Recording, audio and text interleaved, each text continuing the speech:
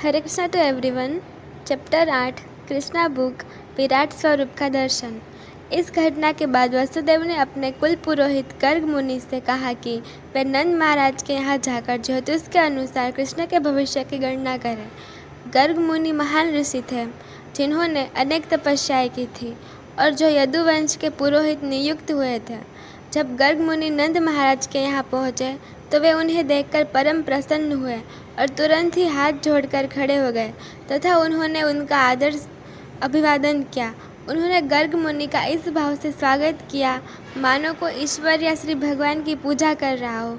उन्होंने उन्हें उत्तम आसन दिया और जब वे बैठ गए तो उनका हार्दिक स्वागत किया। उन्हें विनम्र भाव से संबोधित करते हुए नंद महाराज ने कहा, हे ब्राह्मण, इस गृहस्थ के घर में आपका आगमन केवल प्रकाश प्रदान करने के लिए हुआ है। हम सदैव गृहस्थी के कार्यों में लगे रहते हैं जिससे आत्म साक्षात्कार के वास्तविक कार्य के लिए हमें अवसर ही नहीं मिल पाता। हमारे घर में आपका पदार्पण हमें आध्यात्मिक जीवन के विषय में किंचित प्रकाश प्रदान करने के लिए निमित्त हुआ है। आप गृहस्थ के घर पधारने के लिए इसका अतिरिक्त कोई अन्य प्रयोजन नहीं हो सकता। वास्तव में किसी साधु पुरुष या ब्राह्मण का ऐसे गृहस्थ के घर में आने का कोई प्रयोजन नहीं है जो निरंतर आर्थिक क्रियाकलापों में व्यस्त रहते हैं। साधु पुरुषों तथा ब्राह्मणों का गृहस्थ घर जाने का कारण केवल उसे प्रकाश प्रदान करना होता है। यदि कोई यह पूछे कि गृहस्थ जीवन ज्ञान प्राप्ति के लिए किसी साधु पुरुष या ब्राह्मण के पास क्यों नहीं जाते, तो इसका उत्तर यही होगा कि गृहस्थ जन सोचते हैं कि गृहस्थ जन अत्यंत संकुचित हृदय वाले होते हैं।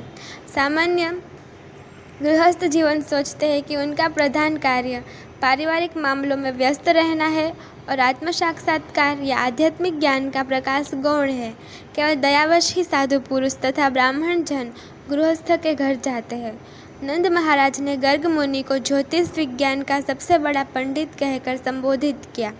सूर्य या चंद्र ग्रहण जैसी घटनाओं के विषय में फलित ज्योतिष की भविष्यवाणी आश्चर्यचकित गणनीय है और इसी विज्ञान विशेष के द्वारा मनुष्य भविष्य को स्पष्ट रूप से समझ सकता है।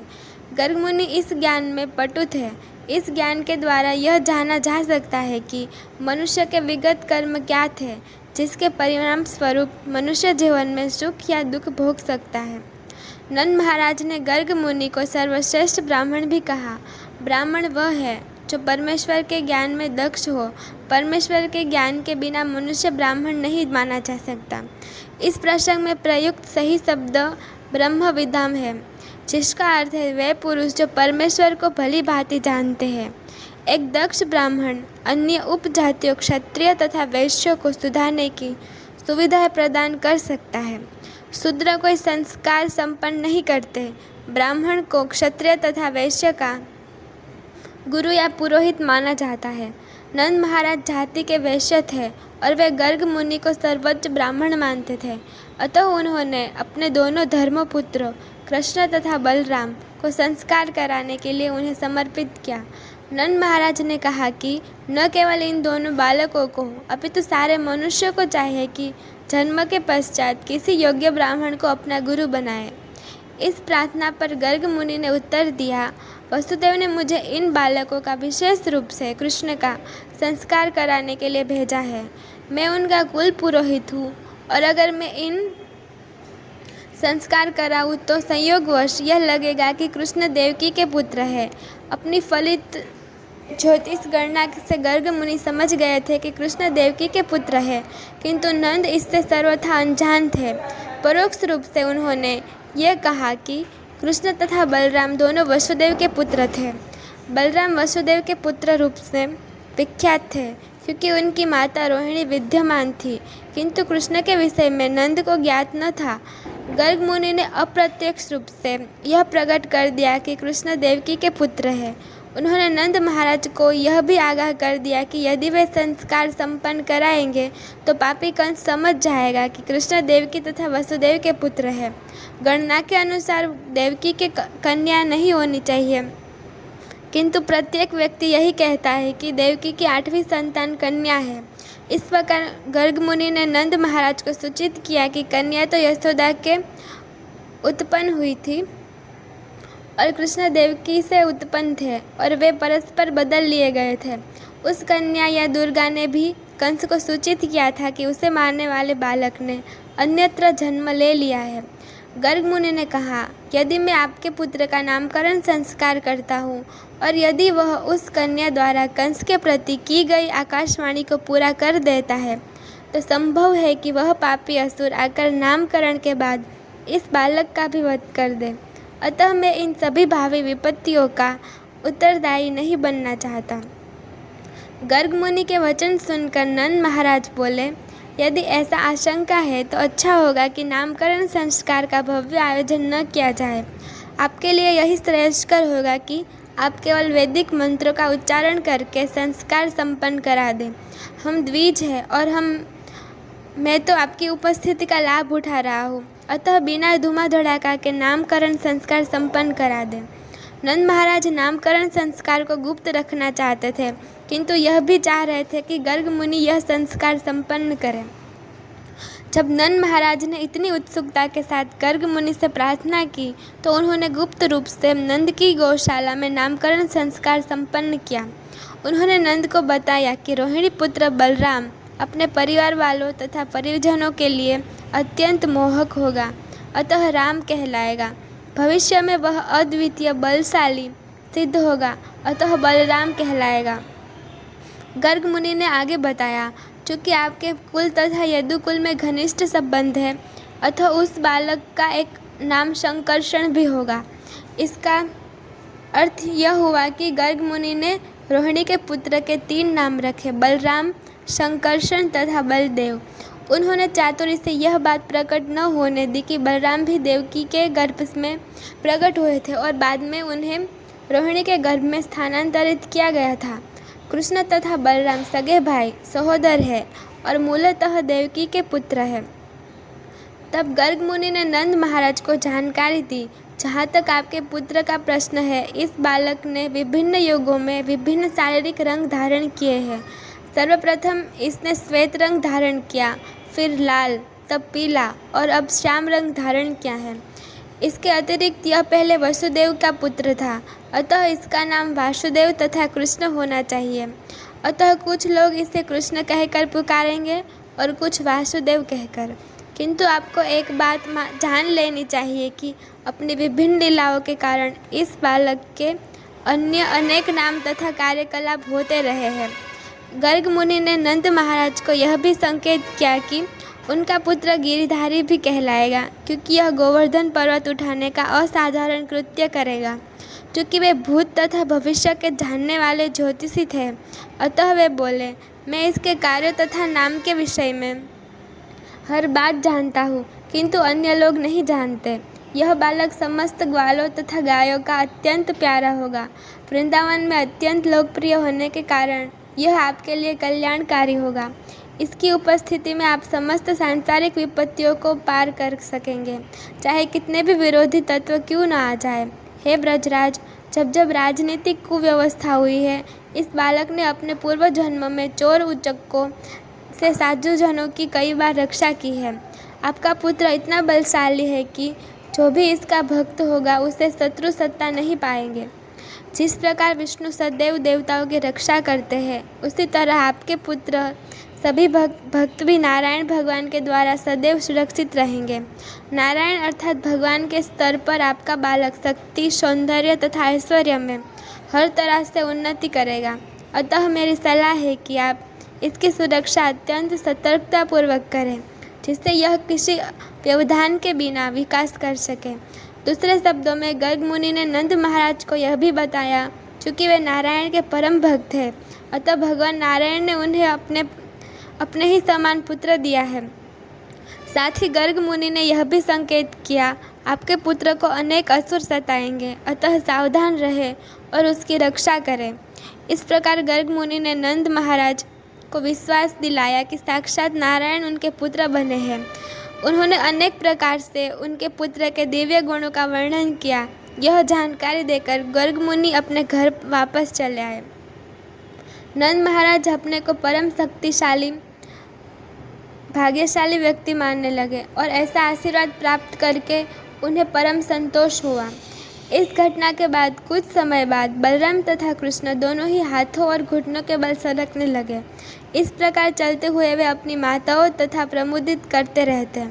उनकी कमर तथा पैरों में बंधी घंटियाँ रुनझुन बजती और वे मनोहर ढंग से इधर उधर घूमते। कभी कभी वे सामान्य बच्चों की भांति दूसरे बच्चों से डरकर अपनी रक्षा के लिए अपनी अपनी माताओं के पास दौड़े चले जाते।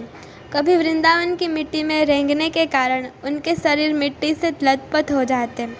वास्तव में उनकी मालाओं द्वारा उनके शरीरों पर केसर और चंदन का लेप मला होता था, किंतु मिट्टी में रेंगने के कारण उनके शरीरों पर मिट्टी लग जाती।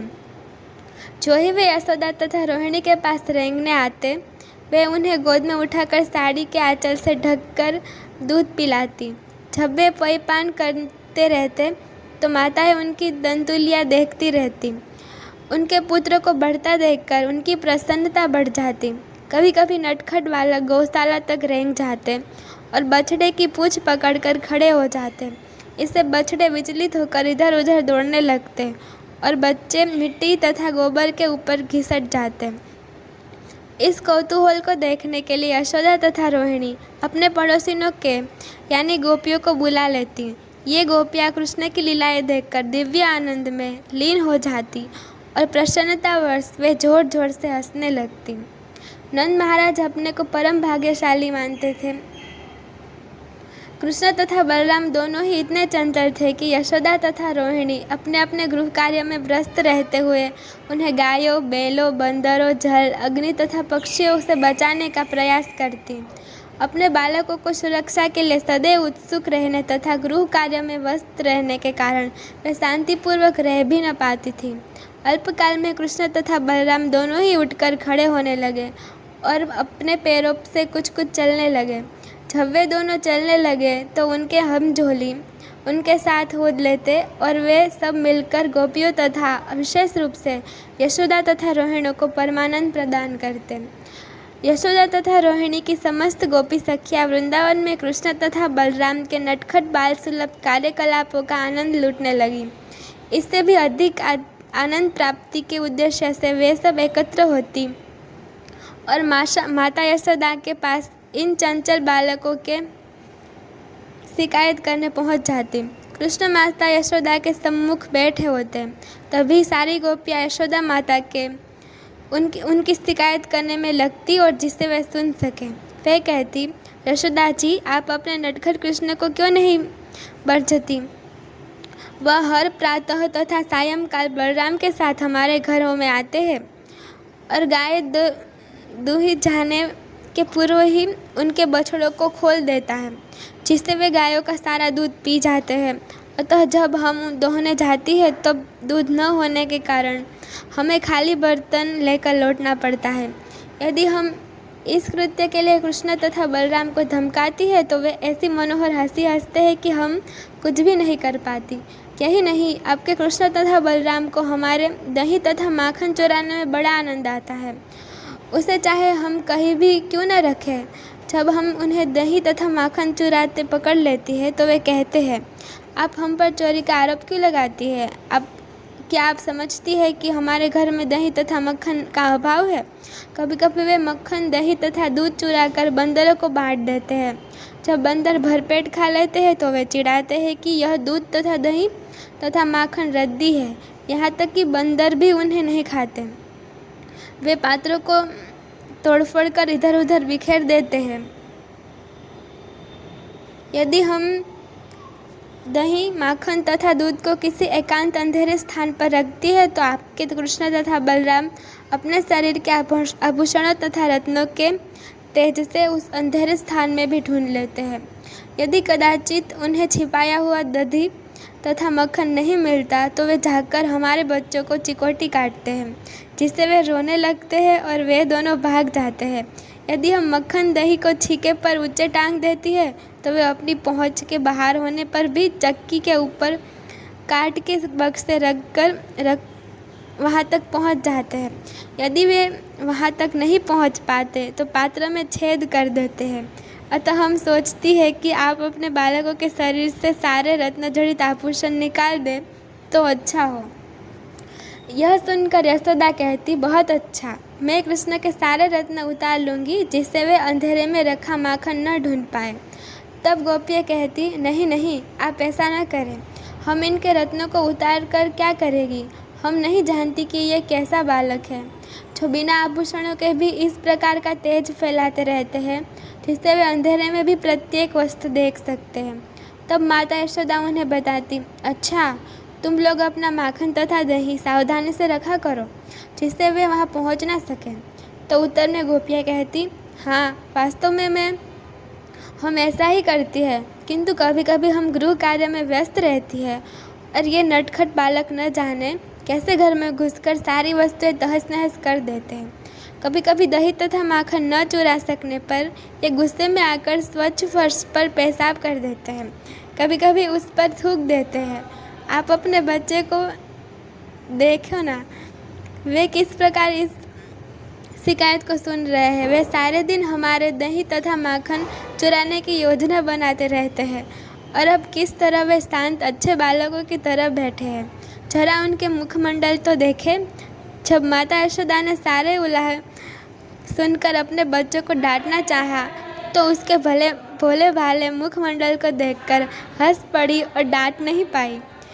किसी और दिन जब कृष्ण तथा बलराम अपने मित्रों के साथ खेल रहे थे तो सारे बालकों ने बलराम के साथ मिलकर यशोदा से कहा कि कृष्ण ने मिट्टी खाई है। यह सुनकर माता यशोदा ने कृष्ण का हाथ पकड़ लिया और कहा, बेटे, तुमने अकेले में मिट्टी क्यों खाई? देखो ना, बलराम सहित तुम्हारी सारे मित्र तुम्हारी शिकायत कर रहे हैं। अपनी माता के डर से कृष्ण ने कहा, हे माता, ये सारे लड़के जिनमें भैया बलराम जी भी सम्मिलित है झूठ बोल रहे हैं। मैंने मिट्टी कभी नहीं खाई। आज भैया बलराम मेरे साथ खेलते खेलते मुझसे रुष्ट हो गए, अतः वे मेरी शिकायत करने के उद्देश्य से अन्य बालकों से मिल गए हैं। वे सभी एकजुट होकर शिकायत करने आए हैं जिससे आप क्रुद्ध हो जाओ और मुझे प्रताड़ित करें। यदि आप सोचती है कि वे सच बोल रहे हैं तो आप मेरे मुंह के भीतर देख सकती है कि मैंने मिट्टी खाई है अथवा नहीं। उनकी माता बोली, अच्छा, यदि तुमने मिट्टी नहीं खाई तो अपना मुंह खोलो, मैं देखूंगी। जब कृष्ण की माता ने इस प्रकार आदेश दिया तो उन्होंने एक सामान्य बालक की भांति तुरंत अपना मुंह खोल दिया। तब माता यशोदा ने मुंह के भीतर सृष्टि का पूर्ण ऐश्वर्य देखा। माता यशोदा ने मुंह के भीतर चारों ओर संपूर्ण बाह्य आकाश, पर्वत, द्वीप, सागर, ग्रह, वायु, अग्नि, चंद्रमा तथा नक्षत्र देखे। चंद्र तथा नक्षत्र के साथ ही उन्होंने संपूर्ण तत्वों, जल, आकाश, विस्तृत शून्य, अहंकार, चित्त, बुद्धि, सारे देवता तथा इंद्रिय विषयों तथा ध्वनि, गंध आदि एवं प्रकृति के तीनों गुणों को देखा। उन्होंने मुख के भीतर सारे जीवों, नित्य काल, भौतिक प्रकृति, आध्यात्मिक प्रकृति, गति, चेतना तथा समग्र सृष्टि के विभिन्न रूपों को देखा। यशोदा ने उनके मुख में दृश्य जगत के लिए अनिवार्य सारी वस्तुएं देखी।